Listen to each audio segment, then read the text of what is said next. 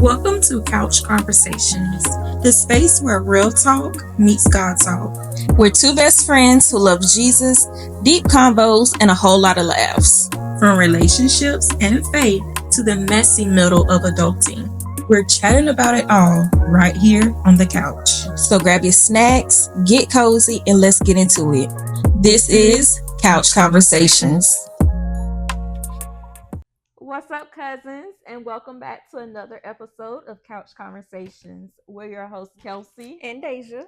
And on this episode, we are going to be talking about alignment with God. But before we get into that, we want to talk about a clip or a video that we saw on TikTok that we really thought would help us start this conversation. So before we get into our deep conversation, we're going to insert the clip here for you to listen, and then we're going to talk about it a little. I went on a Stairmaster the other day, and something that God showed me is if I went to the gym and I walked on a Stairmaster for 1 minute, do you know I still worked out?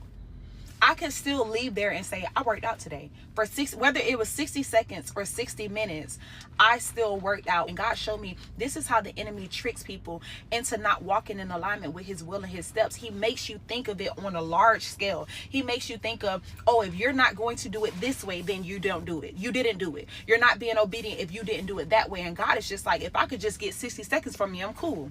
If you would just do what I told you to do. But the enemy is going to try to make you view it on a scale that makes you feel like I can't do this. I might as well not even waste my time. I'm not even gonna go to the gym. I'm not even gonna set the alarm for the gym because I can't work out for an hour. And God is like, if you just come in here for 5 minutes, you've done what I've called you to do. Don't let the enemy trick you into disobedience by making you view it at a scale that God hasn't said you needed to operate on. Whether it's 60 seconds or 60 minutes, do what God has called you to do. Because something else that God showed me in that moment on the Stairmaster is if a person comes to the gym and they walk on a Stairmaster for 60 seconds and they consistently do that, right? Consistently give the bare minimum, right? Before you know it, you're going to go there thinking that you're going to walk 60 seconds and you're going to be in there for 90 seconds. Before you know it, you thought you was just going to do your 60 seconds a day. Today you did 2 minutes. Progress is all about the perspective. God is not asking you to be perfect. He's just asking you to be intentional and obedient and do what he's calling you to do. Whatever amount you have is enough. Just be obedient. While we're talking about the video, we want y'all to be dropping your comments and thoughts in the chat. But for us, so just think about the video, because we always talking about our faith journey and everything like that. What were your initial thoughts when you saw that clip? I had to check my toes a little bit because I felt like she was stepping on my toes a little bit. But my initial thoughts, in a nutshell, is that it's true that we make our walk with God harder than what it really needs to be. With the overthinking, the trying to do things our own way, we really make it hard for ourselves, and we put so much pressure on ourselves because we try to chase perfection in what God has asked us to do. But when in reality, he hasn't asked for perfection, he just asked for obedience. And we get in our own way. We don't look to God for the directions that he's already given us. And I feel like this kind of goes back to our first episode of the blueprint of he lays out the plans for us. He gives us the directions, but we just refuse to listen and read them. It's like we putting a desk together and it comes with instructions, but we think, all right, we can just look at it and put it together. And you missing pieces, you missing parts, and it's unstable. It's like it's shaky. And so that kind of goes hand in hand with our walk with God. It's like, he give us these directions and what we supposed to do, but we don't listen and we don't obey it. And that's why our walk is always shaky and we always stumbling and always falling and wondering, well, God, I thought you said you got me. I thought you said this. And it's like, no, I told you this, but you read that and this ain't that. I completely agree, because in the video she talked about how people say, oh, I'm gonna go to the gym, And I am people. and she was like, even if you just give 60 seconds in the gym, at least you did it. Make a try. Yes, at least you tried, at least you went. And it may not be the amount of time you was trying to be in there, but at least you try. You made the effort to do it. And then she was like, you keep doing that. The next time you go in there, you may be in there on, I think she said a Stairmaster. You may be on a Stairmaster for 90 seconds. Right. So it's like, as long as you keep trying, it's going to continue to build up. It's going to continue to become stable, like you said. So it's just like being intentional. She talked about being intentional about that. So again, going constantly, sticking to the plan, and then also being obedient. So following and listening to what God is telling you to do instead of trying to overthink, because we some professional overthinkers over here. But just understanding that He has a plan laid out for you, and it's up to you to follow that and not question it. That'd be the thing. That's the I got a lot thing. of questions. Could just be like, you sure? You sure? You sure I'm not supposed to go this way? You sure I'm not supposed to do step 1A and not just go from 1 to 2? Okay. But just I was about to say something else, but not overthinking the situation. Also, like when we ask questions, don't just ask the questions and then move on to something else. Take the time to listen. That was another video that I've seen where he was like, basically he was talking about how do you know you're hearing from God? And I was like, that must be like on time, because I had this conversation with God. I was like, please make your voice clear to me, like that I know. And he was like, because you had the question like, the thoughts in our heads, like, it sounds like us, so is that us or is that God or whatnot? And he was like you said, don't ask God something and then like you immediately you just going about your day. Like you have to sit in stillness and just be patient and give Him time to answer you. It's like we want to do rapid fire questions when if you got the first answer and then you wonder why you can't hear nothing. It's like you want to talk over God. That's what exactly. And I know exactly what video you're talking about, because I actually tried it Saturday night. And I was like, God, what would you do in this situation? If you had this and this, which one would you choose? And I was like, I'm listening. And I just stood there and I was still. And it's like I heard. And like you said, you don't know if it's you, like your own self, or if it's actually Him. But I know that was Him, because it was just like, it's like He just said one word and He just kept saying it. And because at first I was thinking like, okay, was that really Him? Let me be questioning. I was like, did I hear you right? And then He just kept saying it. I was just like, that's my confirmation. That's right my confirmation. You. That was you. So be still. That's good. And then with the question of like us saying like, because when you hear the thoughts in your head, it sounds like you.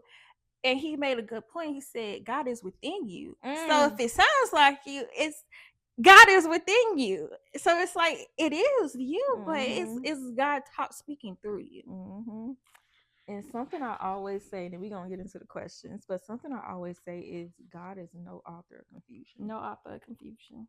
Anything that He gives you, it is of clarity. And that's biblical. He said that in His word. Because we're the ones who are always confusing things, because we're always questioning things, overthinking things.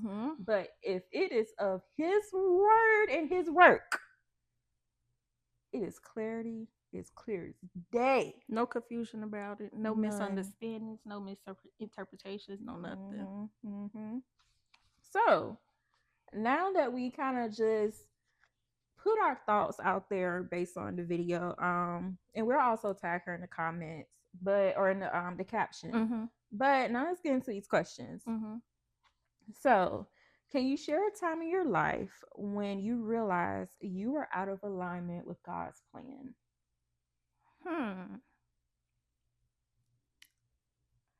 I think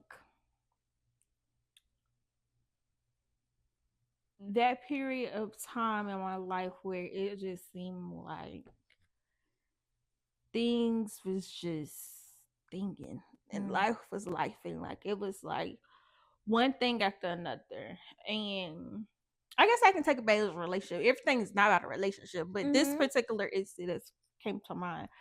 Was a relationship that I was supposed to get out long before I did.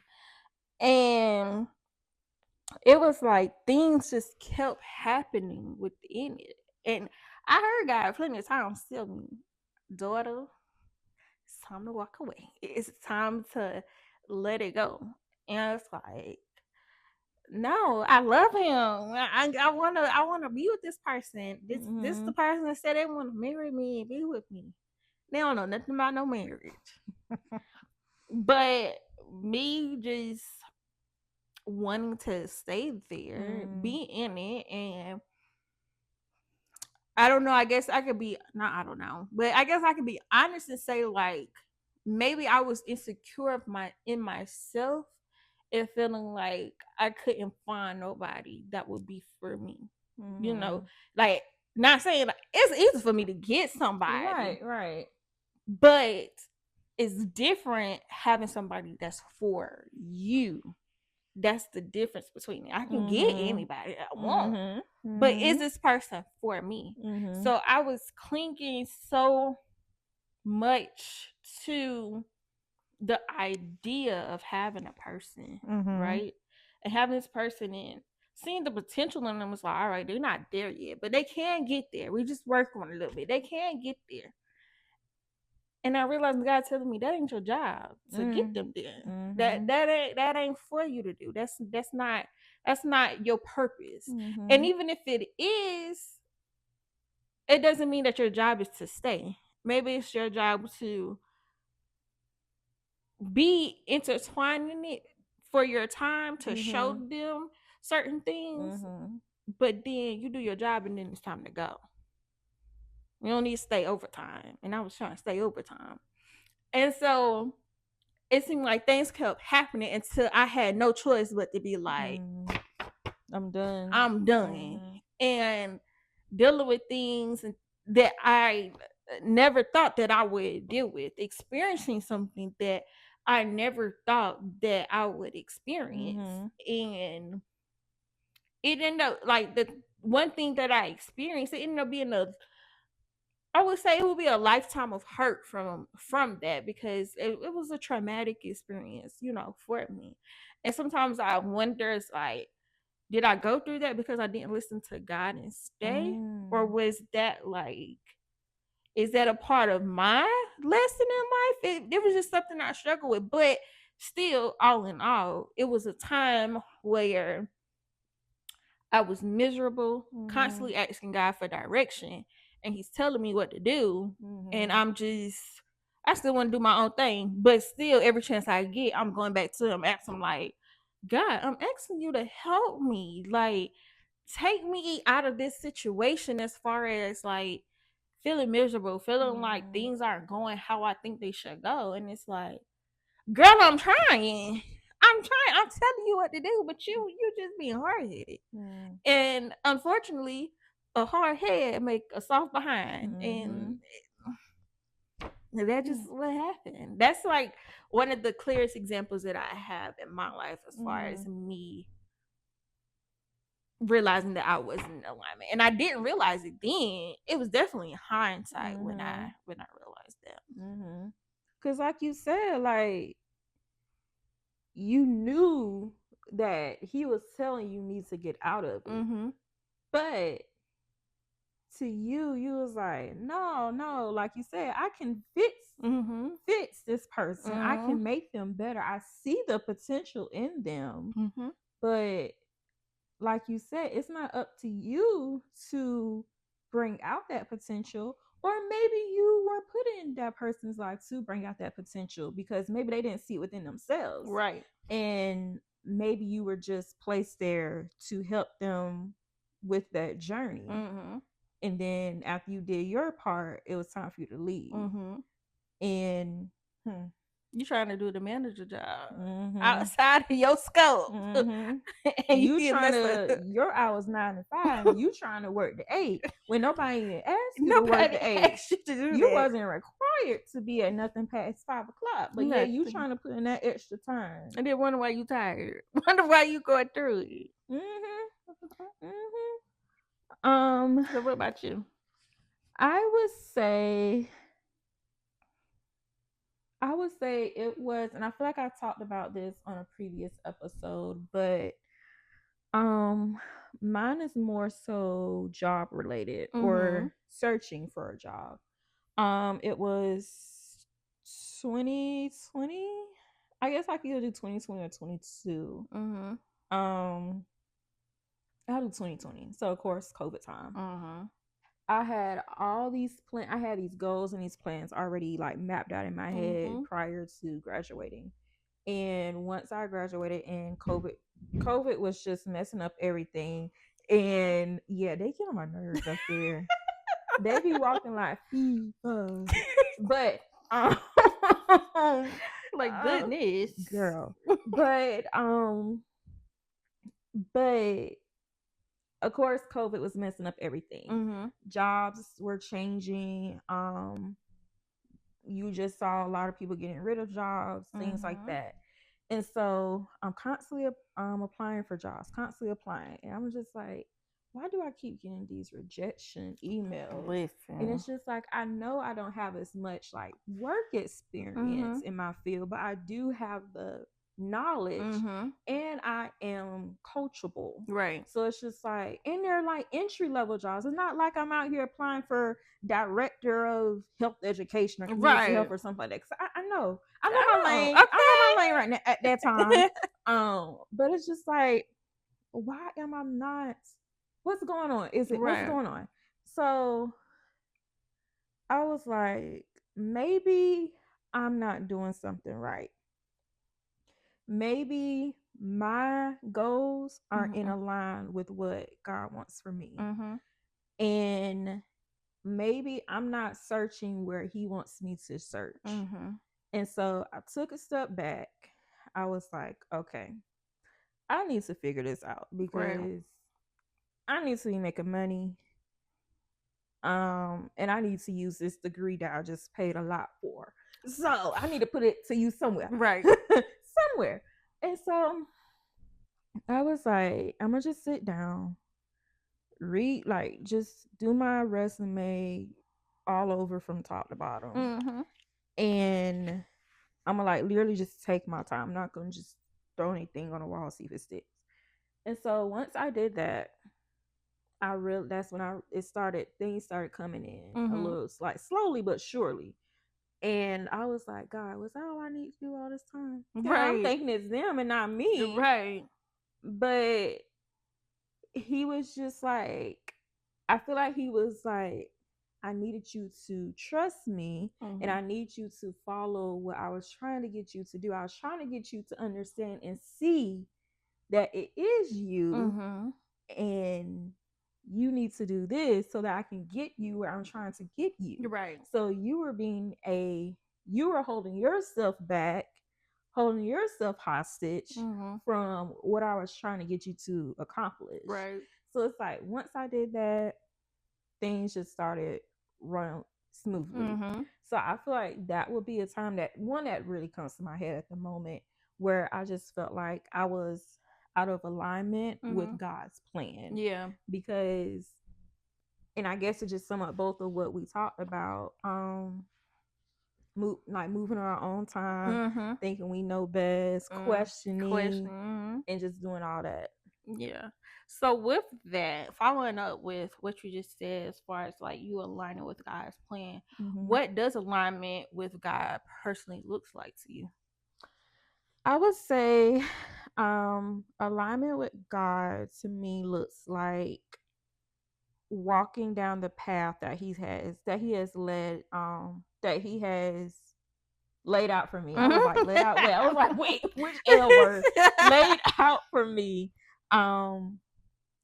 And allowing him to order my steps and not try to order my own steps, not try to move to my own beat of the drum, but to his, and follow him and not follow them. Right. Okay. But I will also say being in alignment with God, kind of like what we talked about at the beginning, is not questioning him. Trust is a big part of alignment. Having faith and being patient is a major part of alignment. It's easier said than done. For sure. But when I think about it, it's like, is it easy though? I feel like it is easy because they said faith of a mustard seed. And you know how small a mustard seed is? And that's all it takes. That's all it is. That is all it takes. He's not asking you to have faith the size of a grape or a strawberry or an apple. Just a mustard seed. So I would say that's what alignment with God is to me, means to me. I agree.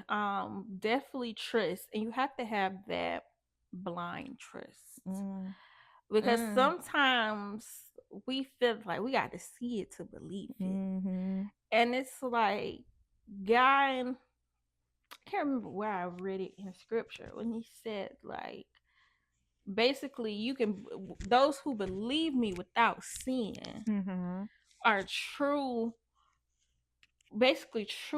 worshipers and children of me, true people of faith of me, because God wants you to trust him without necessarily having to see A through Z of what he has for you. He wants you to trust as far as like saying, like, when he say he got you, and that's the type of blind like trust with him.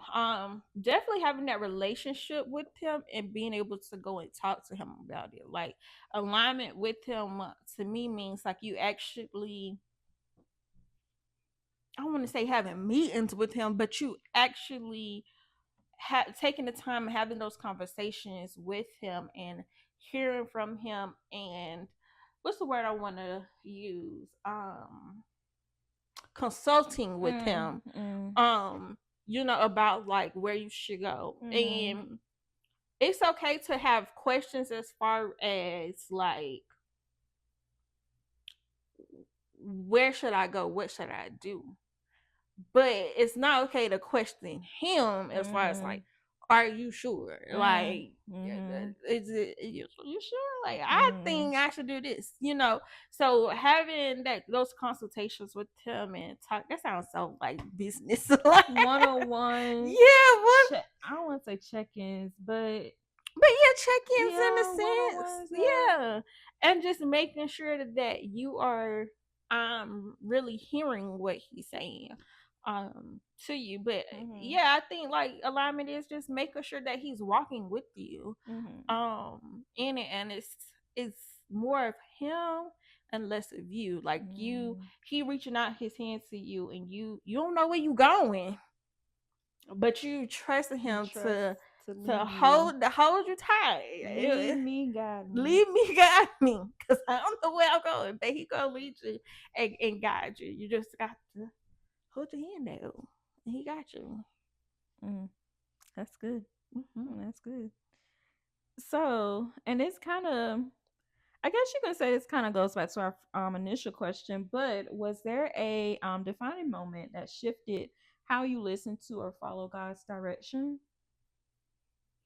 Or even if you don't have like a specific moment, just thinking about your life, like in general, how has, as you've gotten older and walked on your faith journey, how has that shifted how you listen to or follow God's direction?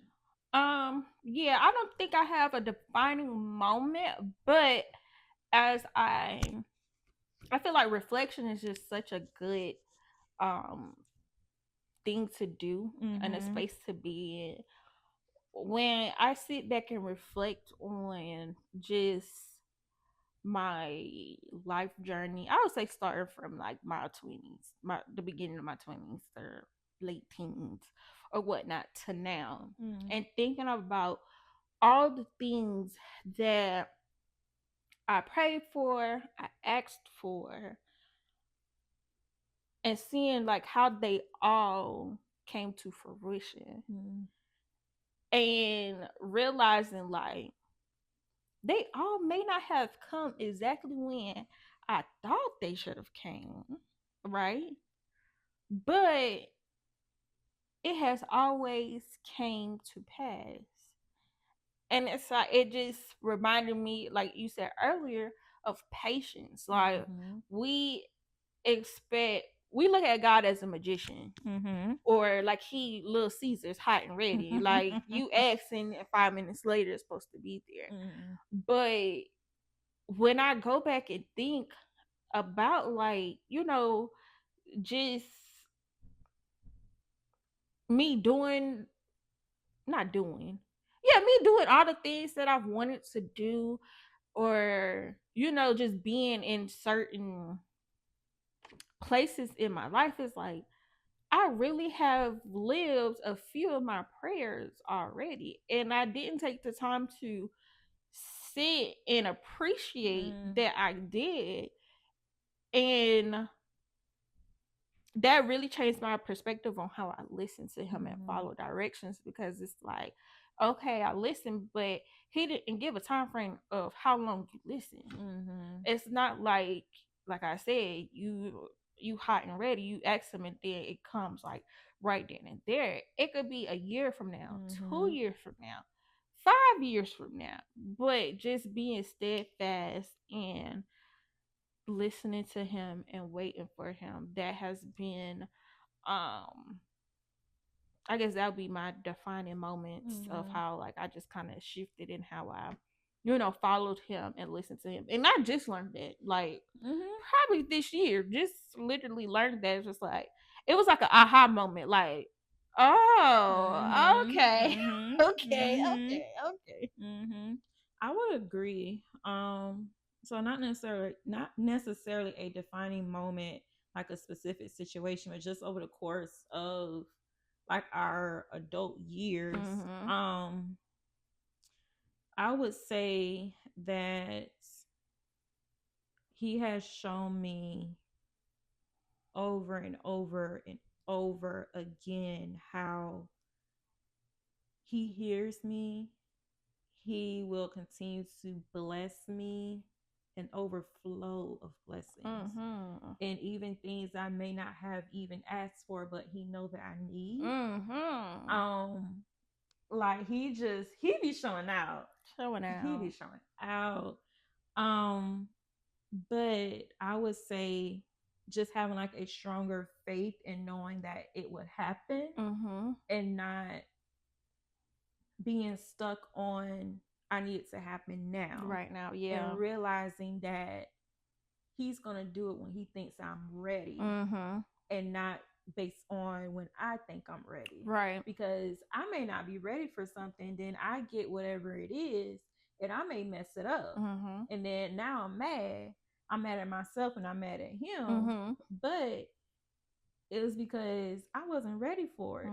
So he gives you something when he knows that you're ready for it. And it may be way past the time when you asked for it or wanted it.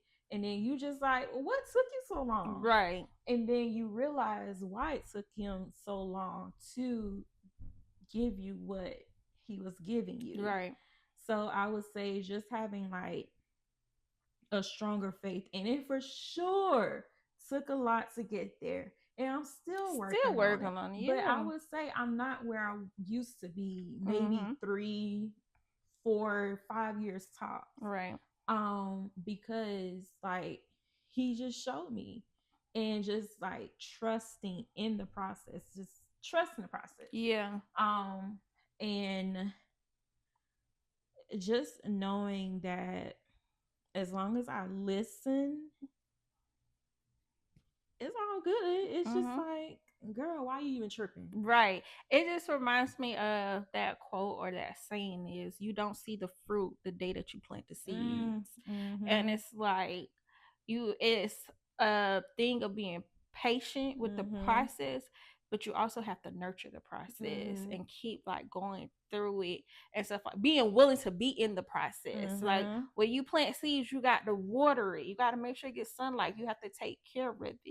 So it's like not just you trusting the process, but being a part of the process, because that goes into you going through the process, just teaches you how to handle what you pray for so that you don't mishandle it when you finally get it.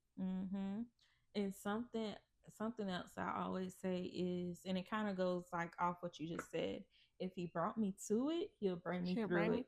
And I feel like that has also helped me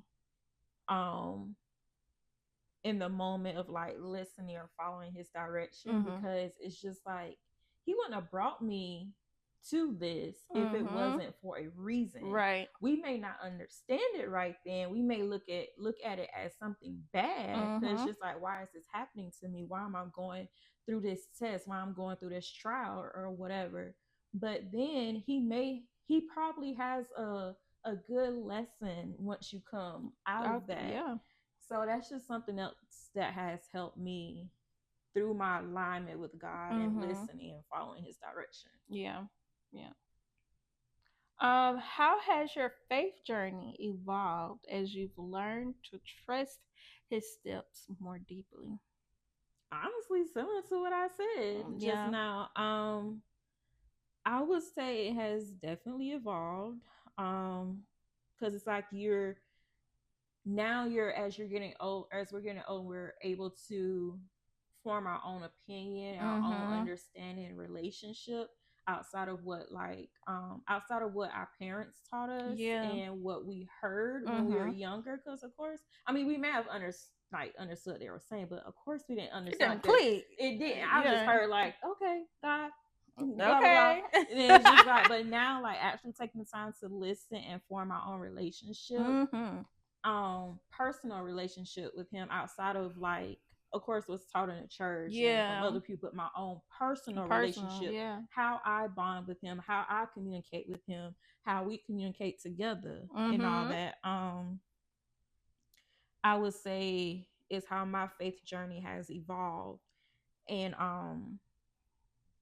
just again being patient. He has definitely taught me patience, because I thought I was a patient person, but obviously you can't be patient if you're asking when you want something like right now, like, oh, I need this right now, I need this job right now, I need this promotion right now, I need this money right now, whatever. But the patience, the trusting the walk, the journey, because like, it's not gonna be a smooth walk at all. You're gonna stumble, you're gonna fall, you might get a pimple in your shoe, you're gonna have some detours, but you have to trust that he is gonna lead you the right way.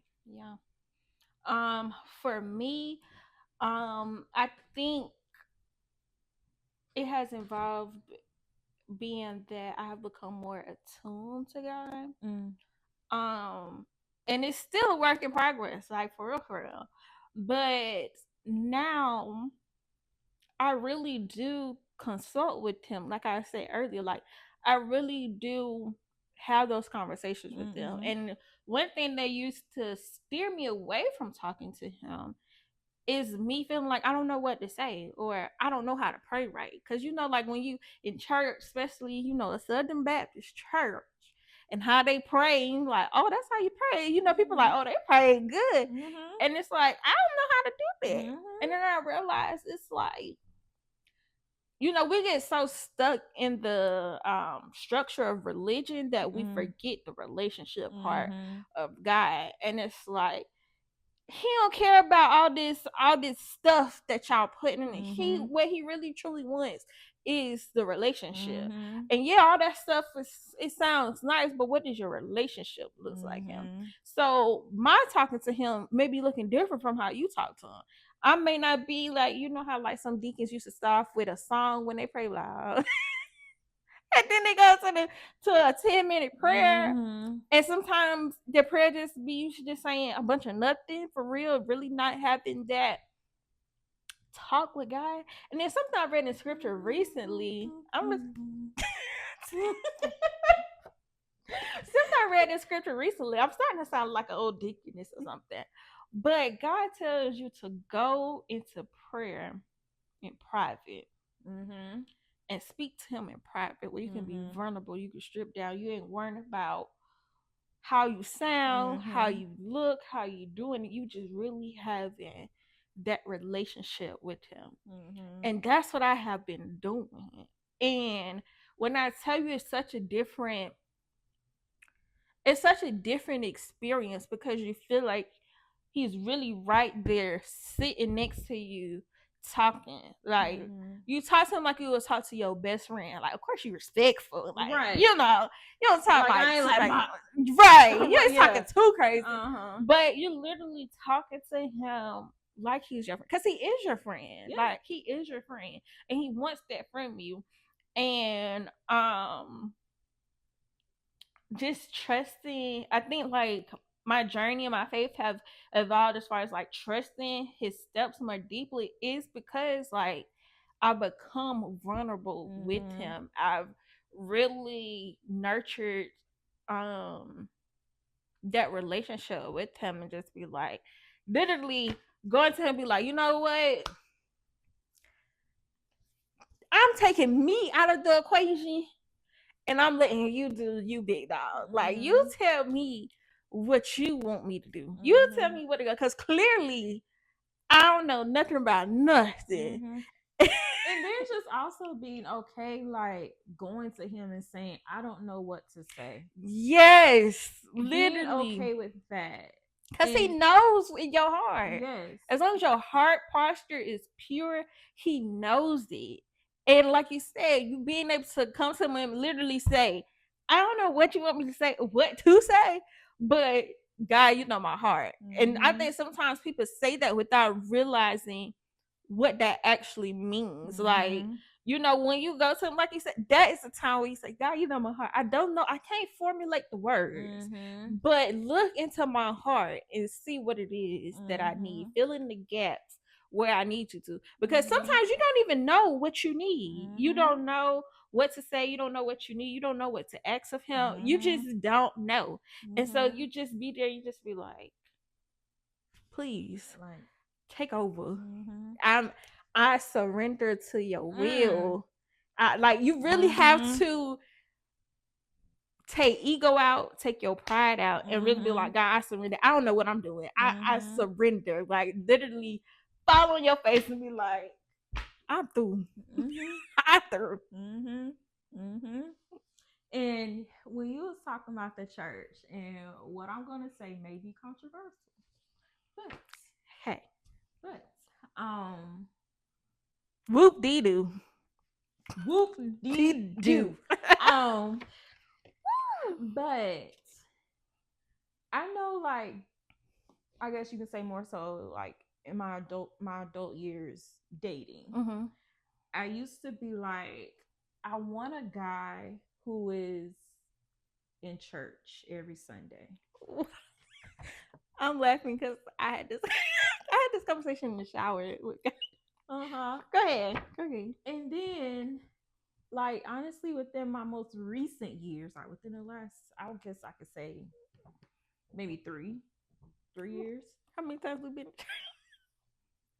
And I'm just like, how can I ask somebody else for that when I don't do it myself?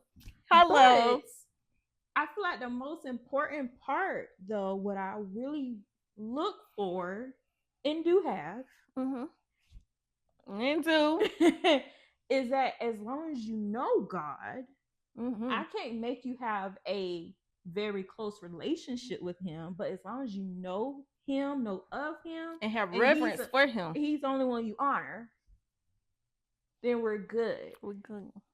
I don't even go to church every Sunday myself. I don't know. Every time I went. I'm trying to change it.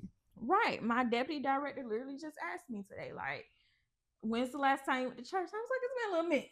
And she was like, we gotta do better. I was like, I know. You're right. But I'm trying, God. Yes. He said try harder. Yes. Church builds community. Yes. And it allows you to bond with people who may be on that same journey as you. They may be at different spots on that journey, but it does create that sense of community and support. Yes. But I feel like the most important thing is having that personal relationship with God outside of those walls. Right. And that's what people they think church is the four walls. And that's the only way you can have a relationship with God. When church is here. Church, Jesus never said church was a building. And he is everywhere I go. He said you should be able to go out to the lowest of the low and spread my word. But after you leave those four walls, then what? What do you do? Because these same people be the same one judging the next man as if you don't be sinning. Oh, because you sin differently than me, then you're better. But the last I checked, sin was sin. No matter how big, how small, it was sin, right? And you judging me, that's a sin. And but what you doing outside of those four walls? Are you giving to the needy when you can? Are you being a support to somebody? Not just because you know them, but a stranger. And not just for the glitz and glam in the picture. And the accolades. Are you doing it from your heart? How is your heart posture? Because a lot of people, and I've been seeing this a lot, like the trend. And that's what it is. People have been using church as a trend. And it's like, okay, you get into church. You get saved, as you say. But you forgot where you came from? You thought because you got dipped in that water that you just Christ himself. That you just automatically did a 180 as soon as you went out and went back up. Or you automatically get a golden ticket into heaven. Because guess what? You can get washed out in water, but you can get up just as dirty as you did when you got down. Because you're just doing the formalities of it without actually doing the work. So, yeah, I may not go to church every Sunday, every quarter of the year. Or every year. But let me tell you something. I got a good relationship with God. And I try to do And I try to do his will. I try to do what he said for me to do. Not for no accolades or things I do. Nobody will ever know. Because that ain't my place to say that. Because is it me or is it God? Because I want God to show through me. When people see me, I don't want them to doing things. I don't want them to see me. I want them to see God, because that is what brings people close to God. But when you put yourself in the forefront, you want people to worship you and not God. So you make yourself an idol, a sin. Yeah. Oh, okay. All right. Yeah. Okay. They're probably diverted from the question a little bit, but it just that has been something that burns me up so bad. Like people, and it's always people our age that get in church, get baptized, and they nose just turn up the people. And it's just like Jesus said he left the 99 for the one. That same one that you turn your nose up at, you look down on as if they the scum of the earth. And that made me think about, and I feel like I talked about this show before on here. It's a well-known, it's a dating show. Yes. And this guy was on there, and he was talking about how he got saved here. I guess recently got saved within like the last year or two or something like that. And the things I meant to tell you to watch the episode, but the things he was saying, I was just like, you sure? Are we serving the same guy?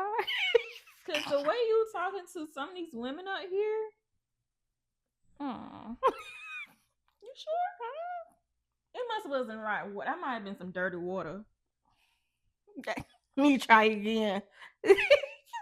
I was dipped a few more times. But yet you claim you a man of God and that you were saved and all this stuff like that. Blood washed and redeemed. Yeah, I'm going to send that episode to you. Yeah, please. Because there was another person on there. I was like, but anyway, yeah, that's a whole nother topic that we could go. We should go on that topic one day about the church, about church. Okay. So, how do you discern whether a decision is truly from God or just your own desire? That's something I'm still struggling with and working through. It's hard to discern. I'm gonna say it's hard. One thing I say that I can say, one thing that I can say that helps me with discerning is just how I feel. Like it always comes like in a gut. Like if I have to question it too much, or I have to be like, I don't know, then it's like, all right, that ain't from God, because as we said, He's not an author of confusion. If He wanted me to do something, it would be no questions about it. It'd just be done. Literally went through that these past few days. Literally. Like it's not a thing that you have to overthink. It's just you just know you gonna do it. Like that's how I think. I'm listening. That's how I think I discern whether it's truly from God. It's just like how I feel about it, and just my whole process of thinking through it. Like I said, if there's too many questions, if I got too many worries or concerns, it's just, yeah, maybe it's not for me, or maybe it's not for me right now. But yeah, because sometimes something can be for us, but it's just not the time for it right now. And God, am I speaking to myself right now? Anyway, hey, but for example, I give a good example. As I talk about a lot, I'll be going through the process of trying to transition for a job. So I don't know if you remember. You probably you do. That time I got an email from a job, and it was like I filled out so many applications. So I was like, maybe this one I forgot. So it was like, hey, we want to extend an offer to you for such and such job. And it was like within the field, you know, that I want. The pay, amazing. Even they did like a training pay, and then you get boosted up like $20,000 for like your actual pay after the training. It's like, this sounds good. It was like, all right, you set up a call to do like, was it an interview or onboarding? But they wanted the interview like immediately. It looked good. It had like the PDF documents of all the job descriptions, like what I'll be doing, what the training would entail, the materials I would need, everything. It literally had everything. It looked legit. I even clicked on the thing. It was a real website. It was a real business. But that thing just bothered me. I was just like, I'm going through my email. I'm like, I do not remember applying to this job. Going through a little spreadsheet that you recommended me to go through that spreadsheet. I was like, it's not on here, but I did search spreadsheet late. Didn't see it on there. Looked at my email because you know they see you. Thank you for applying. Didn't see them. I was like, was this like a LinkedIn click? Like, what is it? Still, I would have got an email. Still nothing. So I'm like, maybe God just throw this in my lap for me. But I had so many questions. I'm going through LinkedIn, searching the employees, going through the websites, looking up like, you know, the job boards to see if there's job on there. And I'm like, in my gut, literally the whole time, like as soon as I got the email, I was like, something don't seem right. The pay is great. But I'm like, it may be a little too great. But then I was like struggling with like, am I questioning the blessing God trying to give me? But then I was like, well dang, if it really for me, would I really be feeling like this? So as I went through LinkedIn, searched for the hiring manager, emailed her, called her, just to find out it was fake. It was a scam. But literally, that's an example of like literally going with your gut when you feel like. And I asked God, I literally was like, God, if this ain't for me, show it to me that it's not for me. And I went through it, like all the things was like saying it wasn't, but I guess I just need a little confirmation. But he showed me, and I was like, all right, it was a scam, but yeah, that was an example of like my discernment in action. I would say. Yeah, I remember you telling me that. Yeah, me hyped up. I would say basically like when you're not confused and when you're not questioning whether you just don't have questions in general. It's clear, it's no questions asked, you completely understand it. And you don't have those moments of uncertainty. Yeah. And it's just like, okay. Yeah. I feel like that would be the point blank answer for me. Because if it's not of God, then it won't bring you peace. Right. Sure. It will not bring you peace. And it's like if you continue to go through a situation, then there's always going to be questions while you're in that situation. And then it may put you in a place where you're not supposed to be. And now, depending on what it is, it may put you back somewhere. It may harm you, may put your life at risk, just different things. And now it's like you gotta maybe start over. You may have to maybe fix the damage that it may have caused. And now God is like, I told you.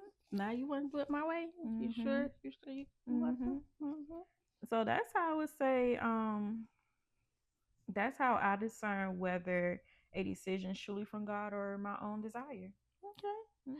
So what role does prayer or stillness play in your hearing from God? It plays a major role. Because it gives me the opportunity to have a conversation with God. And to just let out whatever I need to let out. If I need to ask questions for better understanding, it gives me that chance to do that. It allows me to just listen, to be quiet, and to make my thoughts stop. Yeah.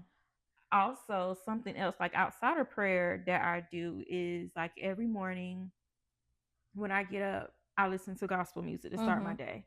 And I have a gospel playlist and I just put it on shuffle. And that is also my time that I give to God. Yeah. Starting my morning off with God.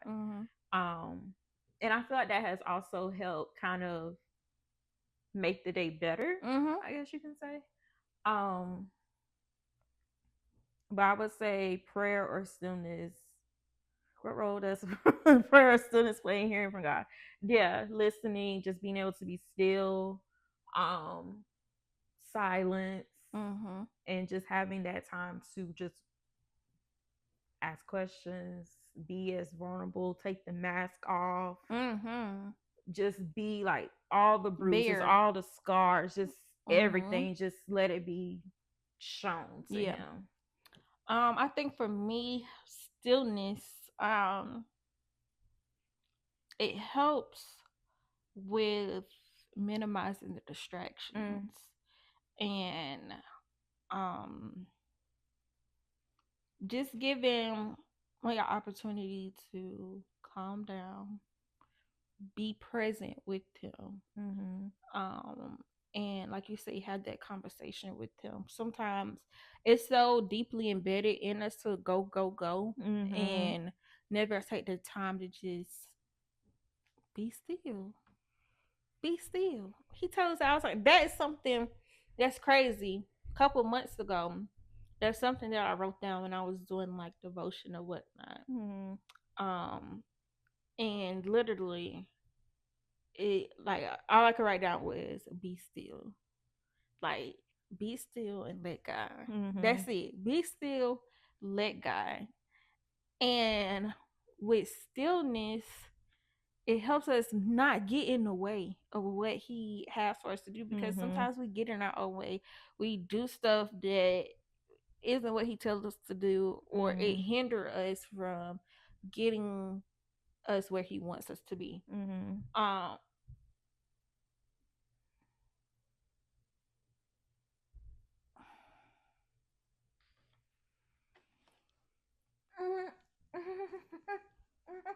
Wait, is it still on? It is still on. It is? Yeah. I'll cut that out. Is it? I think I still see it. Go take a peek. I'll cut it out. Yeah. Okay. I got scared. The way you looked at me. I got so scared. I cut that out. But stillness is just so important because it helps us just hear him clearly. Like like I said, it takes away the distractions. It takes away, like you said, the mask. It just takes all of that away and just give us the opportunity to actually hear and listen to him. And prayer is, like you said, the conversation. We go to them, we ask him for clarity, we ask him for direction and guidance. So I think they go hand in hand to me. With one another. I think you can't have one without the other. I agree. So how do you stay patient when you don't yet see where God is leading you? That's a tough one. It is tough because I feel like it's still a lesson that I'm learning, because I get antsy when things don't seem like it's coming together. I get real antsy, and I try to figure out, okay, what can I do next to see if it do what it's supposed to do. And like you said earlier, it's like God just wants you to be patient. Like, all right, you asked him to do this, but you just got to wait for the time for it to come, or whatnot. Because God's time is always perfect. It's always perfect. And it don't seem like it in the waiting season, but it's always perfect. And that waiting season is tough. It really is tough.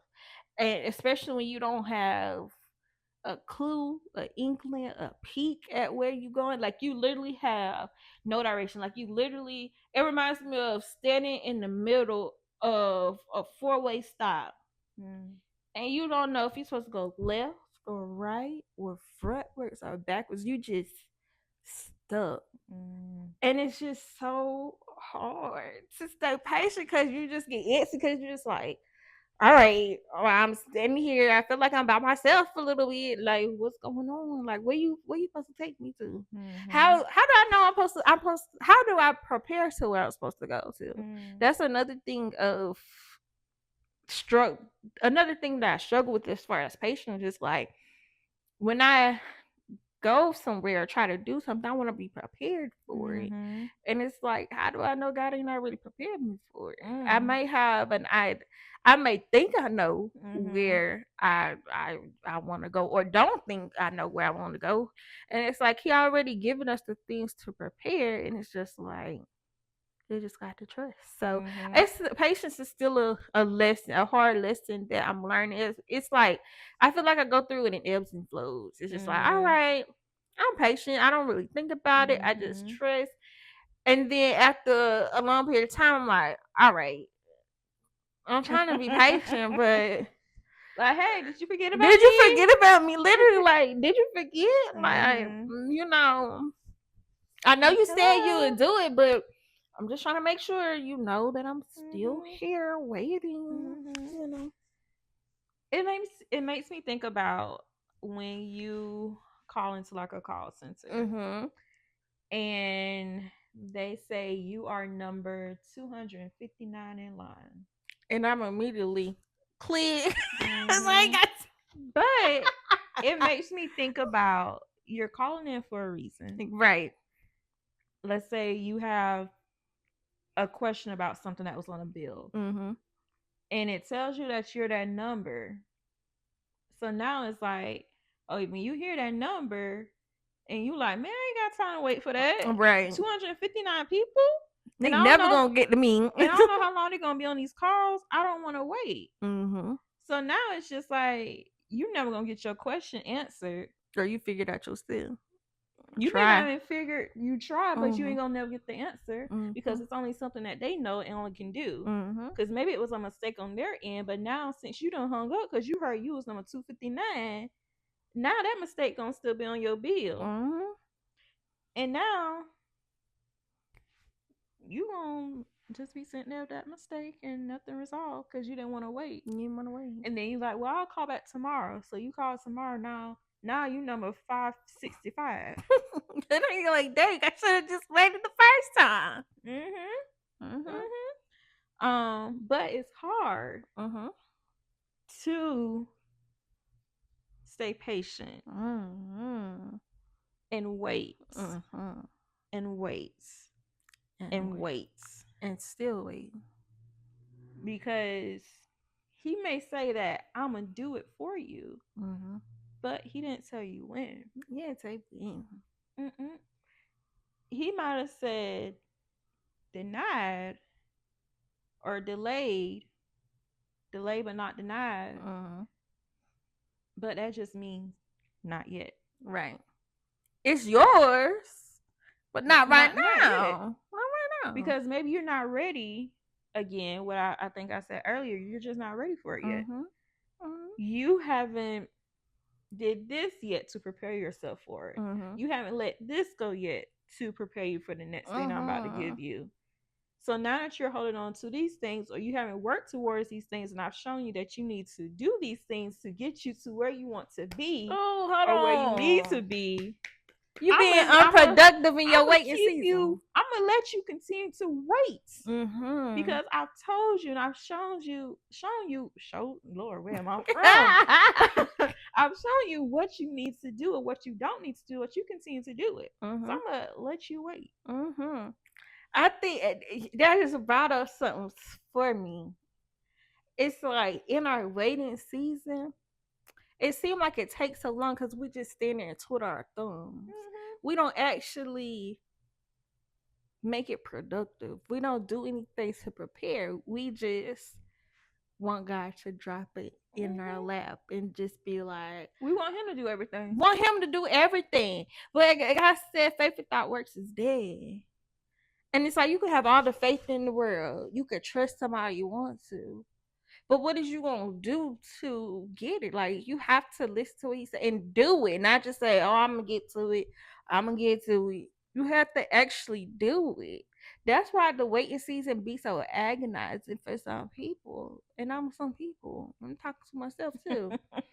It's because we sit there and twiddle our thumbs and just be like, "All right, God said He gonna do it. I'll just wait here. I'll just sit here and wait till it to come to me." And it's like, okay, you have to realize when you ask God for something, yes, He's gonna give it to you, but you have to work for it. It's like you have to do all the things to get to it. That's like you go to college. You say you want a degree. You have to go through each of your years and put in the work each of those years. It's long years, hard years. But you have to put in the work. You can't say, okay, I want a degree. I get into college and I ain't doing nothing for it. I just want something. And it's like, it don't work like that. Or like, let's say you want a promotion you not doing no work. You're not producing results. And you saying you want a promotion and then you mad when the time comes around you not promoted? Or you just doing the bare minimum. And think that's gonna get you promoted. When you got Billy over here, he doing a lot. He's doing what he needs to do to put him on track to get that promotion. Show improving stuff. And then it comes around, he's promoting, you're not. Now you like, well, I didn't get it. I don't know, Charlie. You tell me why. You need to be asking yourself that question. And that's not to say you need to compare yourself to nobody else, but you need to look at yourself and look at yourself in the mirror and ask yourself, okay, what did and didn't I do to prepare myself for this next step? Right. And there was something else I was going to say, but I can't remember it. So with that being said, it may come back to me on part 2. What? I see. So make sure y'all stick around and come back for part 2 of this conversation about obedience and alignment and being intentional. But before that, make sure that you like, comment, subscribe, follow, share. Tell a friend. To tell a friend. To tell another friend. That your cousins at Couch Conversations said, what's up? Come join us. Come on the couch. But yeah, check back for part 2 of this conversation. Bye.